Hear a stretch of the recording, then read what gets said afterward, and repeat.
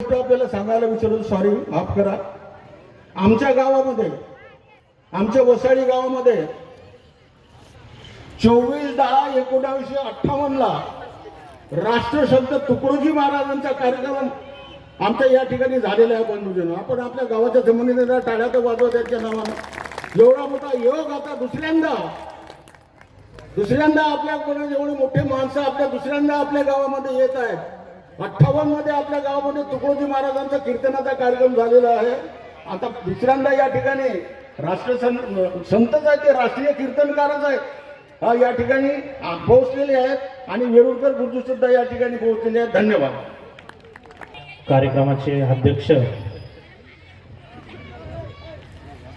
राजपूत साहेब, सर्व सन्माननीय व्यासपीठ, कारण वेळ खूप झालेला आहे आणि सत्यपाल महाराज या ठिकाणी आलेले आहेत. तुम्हाला सर्वांना खऱ्या अर्थाने त्यांना ऐकायचं आहे म्हणून तुम्ही इथं आलेले आहात आणि आम्ही जास्त वेळ घेणंही चुकीचं आहे. परंतु मागील 5 फेब्रुवारी रोजी आमच्या सौंदळा गावामध्ये जो जातमुक्तचा ठराव झाला आणि महाराष्ट्रामध्ये सगळ्या सोशल मीडियावर सौंदळा गावची चर्चा सुरू झाली. अशाच वेळेला आपले पत्रकार बंधू इंगळे साहेबांचा मला फोन आला की सरपंच साहेब, तुमचा कार्यक्रम आम्हाला ठेवायचा आहे, तुम्ही याल का? ग्रामीण भागामध्ये कार्यक्रम असल्यामुळं मला जास्त उत्सुकता लागली की खऱ्या अर्थाने आपण ज्या छोट्याशा गावामध्ये काम करतोय, असंच एक छोटंसं गाव, त्या ठिकाणी मला जायला संधी मिळते आणि 2 शब्द बोलायला मिळणार आहेत म्हणून मी पण आनंदी झालो आणि या ठिकाणी आलो. कार्यक्रमाच्या सुरुवातीला खऱ्या अर्थाने आम्ही सगळे स्टेजवरची मंडळी इथं येऊन बसलो, परंतु आमच्या समोर कुणी दिसेना. इकडून 2-3 जण येतील, तिकडून 2-3 जण येतील. स्टेज भरलं, मात्र समोर काही माणसं दिसेनात. परंतु खऱ्या अर्थाने आता गर्दी जमलेली आहे, कारण राजपूत साहेब माणसं पण एवढी हुशार झालीत. आता लग्नाचा शेवटचा मंगलाष्टक संपायची वेळ आणि मग मंडप भरायची वेळ एकच असते. सत्यपाल महाराज या ठिकाणी आलेले समजले, त्यामुळं खऱ्या अर्थाने या ठिकाणी आपल्याला आता गर्दी बघायला मिळते. असो, सौंदळा गावामध्ये काम करत असताना मी जे काही विविध ठराव घेतले त्यातले मोजके मी 4-6 गोष्टी तुम्हाला सांगणार आहे. आणि ते सांगत असताना मला आनंद होईल की राजपूत साहेब ग्रामविकास करत असताना मोठमोठ्या इमारती बांधणं, रस्ते बनवणं किंवा बंदिस्त गटारी करणं म्हणजे काही फक्त ग्रामविकास नाही. त्याच्याकडे थोडा वेगळ्या नजरेने बघतो. खऱ्या अर्थाने ज्या समाजामध्ये तेढ निर्माण होते किंवा महिला भगिनींचं सक्षमीकरण असेल किंवा त्यांचा अपमान असेल, या गोष्टी आम्ही लक्षात घेतल्या. सौंदळा गावामध्ये आपण बघतो की ज्या विधवा महिला आहेत, विधवा महिलांच्या बाबतीमध्ये बघा, ज्या दिवशी पतीचं मरण होतं, पतीचं निधन झाल्यानंतर त्याच दिवशी तिचं अतिशय वाईट परिस्थिती निर्माण होते. तिला काही महिला येणार, मृत्यूच्या अंत्यविधीच्या अगोदर तिचं कुंकू पुसलं जाणार, तिचं मंगळसूत्र काढलं जाणार, तिचे जोडवे काढले जाणार, तिच्या बांगड्या फोडल्या जाणार. तिला एका दृष्टीने आपली प्रथा जी असते, आपली जी संस्कृती आहे, तिला सांगत असते आता तो चूल आणि मूल याच्या पलीकडे काही करायचं नाही. परंतु मी हे नक्की विसरलेलो असतो आपण त्या ठिकाणी की ज्या वेळेला तिचा पती जातो त्यावेळेस तिचा कुटुंब प्रमुख गेलेला असतो, ज्याच्यावर त्या कुटुंबाची अर्थव्यवस्था निर्भर असते. तो कुटुंब प्रमुख गेल्यामुळं तिच्या कुटुंबामध्ये तिचे लहान मुलं असतील, वृद्ध सासू सासरे असतील, त्यांचा खर्च कसा भागणार? तिला बाहेर पडावं लागेल की नाही? तर पडावंच लागेल. मग अशा वेळेला जर तुम्ही तिला आपल्या वेगवेगळ्या प्रथेनुसार बंधनं घालणार असाल, मग तिला बंधनं कोणती? धार्मिक सण उत्सव याच्यामध्ये तिनं सहभागी व्हायचं नाही, तिने चांगले कपडे घालायचे नाहीत, तिने दागदागिने घालायचे नाहीत, तिने कुंकू लावायचं नाही. आपल्या समाजामध्ये जिच्या डोक्यावर कुंकू नाही, तिच्या बघण्याची नजर तिच्याकडे जरा वेगळीच असते समाजाची. म्हणून आम्ही ग्रामसभेमध्ये स्पष्ट सांगितलं, विधवा महिलांनी डोक्याला कुंकू लावा, मंगळसूत्र घाला, चांगले दागदागिने घाला, धार्मिक सण उत्सव सगळ्यामध्ये सहभागी व्हा. एखाद्या पतीची पत्नी जर गेली त्याच्या आतमध्ये काय म्हणतो, माझं काय नाही बरं का, आता पोरांसाठी दुसरं करावं लागेल, बरोबर आहे की नाही. परंतु ज्या वेळेला पती जातो, पत्नी एकटी असते, त्या मुलांना देखील बापाचं छत्र हवं असतं, तिला देखील आधार हवा असतो, याचा विचार कुठं होत नाही. आम्ही केला. आम्ही विधवा पुनर्विवाहाला परवानगी दिली. ग्रामपंचायतच्या माध्यमातून 11,000 रुपये अनुदान चालू केलं आणि एक विधवा पुनर्विवाह लावून देखील टाकला. खऱ्या अर्थाने समाज हिताच्या ज्या गोष्टी आहेत की आपण त्या ग्रामपंचायतच्या माध्यमातून करण्याचा निर्णय घेतला. हे काम आमच्या लक्षात आले की आपण बघा, दोघांचे वाद असतात, भांडण दोघांचंच असतं, तिथं आई नसते, बहीण नसते,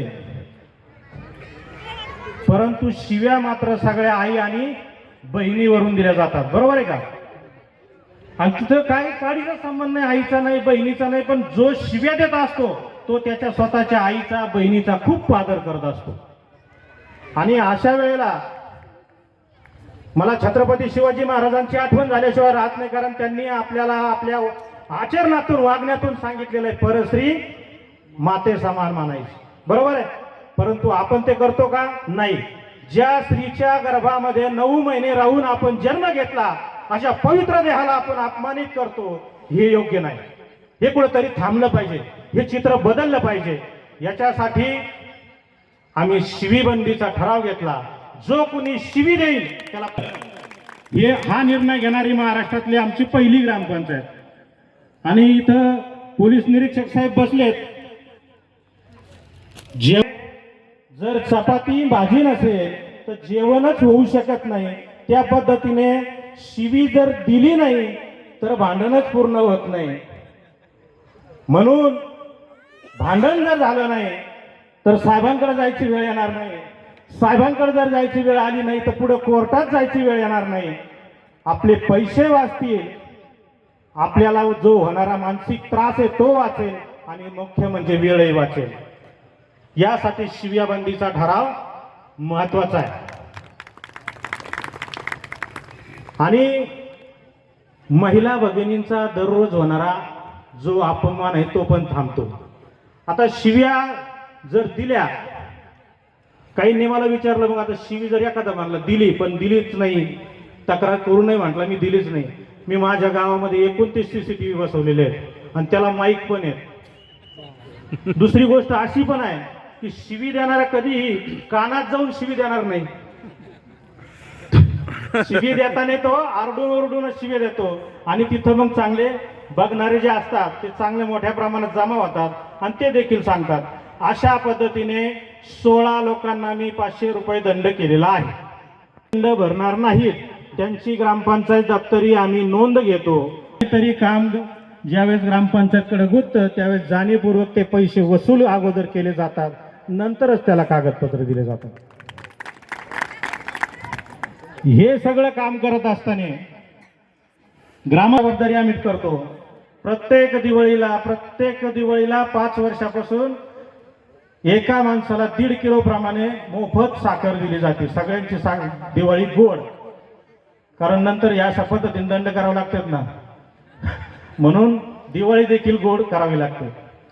आणि मला माझ्या गावातल्या ग्रामस्थांचा, माझ्या ग्रामपंचायतच्या उपसरपंच सदस्य मंडळाचा खरोखर अभिमान वाटतो की अशा पद्धतीचे क्रांतिकारक निर्णय घ्यायला गावाने देखील आम्हाला सहकार्य केलं, सपोर्ट केला.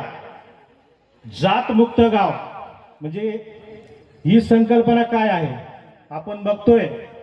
सध्या देशामध्ये, महाराष्ट्रामध्ये जो काही वेगळाच माहोल निर्माण झालेला आहे.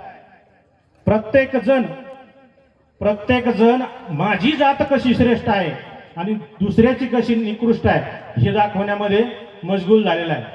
सोशल मीडियावर जातीय तेढ निर्माण होतील अशा पोस्ट टाकल्या जात आहेत. एवढंच काय, आपण सगळ्यात मोठं जर काही पाप केलेलं असलं तर हे जे समाज सुधारक मंडळींचे फोटो या ठिकाणी लावलेत, यांना देखील आपण जातीपातीमध्ये वाटून घेतलंय. त्यांचं थोर पण आपण छोटं करण्यामध्ये व्यस्त आहोत. हे कुठेतरी थांबलं पाहिजे.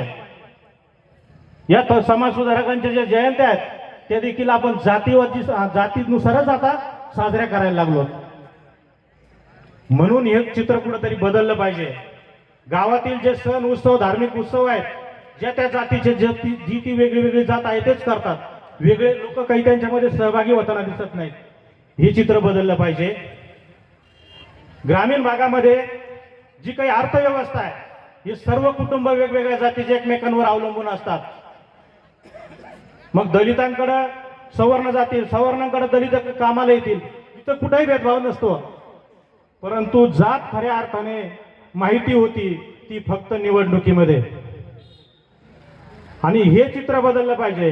दुसरी गोष्ट आपल्या सगळ्यांना मान्यच करावं लागेल की स्टेजवर भाषणाला उभा राहिलेला प्रत्येक राजकारणी पुढारी असेल किंवा कुणीही असो, छत्रपती शिवाजी महाराज, फुले शाहू आंबेडकर यांचं नाव घेतल्याशिवाय कुणाचंही भाषण मात्र पूर्ण होऊ शकत नाही.